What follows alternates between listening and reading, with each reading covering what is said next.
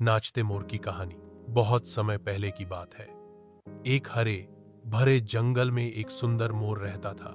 उसका नाम था मयूर। मयूर के पंख इतने सुंदर और रंग बिरंगे थे कि जब वह उन्हें फैलाकर नाचता तो ऐसा लगता जैसे इंद्रधनुष जमीन पर उतर आया हो। सभी जानवर उसकी सुंदरता और नृत्य के दीवाने थे।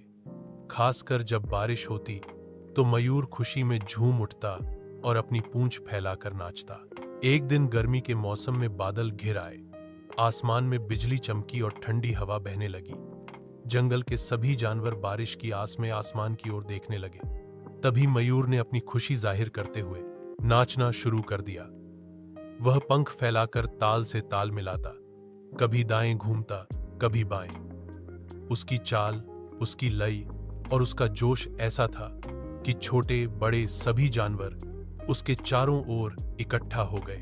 कछुआ, खरगोश, हिरन, बंदर सब तालियां बजाते, खुश होते और मयूर के साथ झूमने लगे। बच्चों ने पहली बार इतना सुंदर नृत्य देखा था।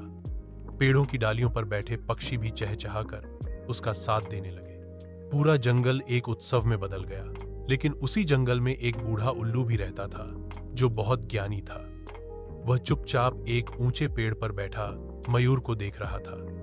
उसने सोचा, मयूर बहुत सुंदर है और उसका नृत्य भी अद्भुत है, पर क्या उसे पता है कि असली सुंदरता केवल नाचने में नहीं बल्कि दूसरों को भी खुश करने में होती है।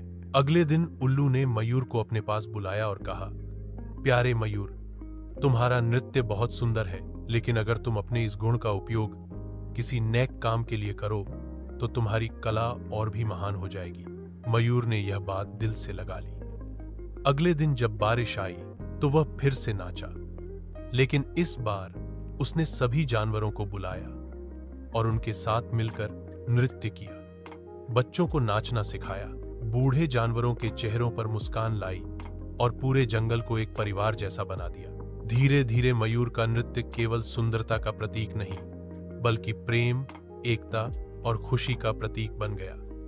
अब जब भी जंगल में बारिश होती तो पूरा जंगल नाचने लगता, क्योंकि वह नाच अब अकेले मयूर का नहीं था, वह पूरे जंगल की खुशी का उत्सव बन गया था।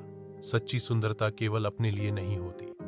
जब हम अपनी कला और गुण दूसरों के साथ बांटते हैं तभी वे और भी मूल्यवान हो जाते हैं।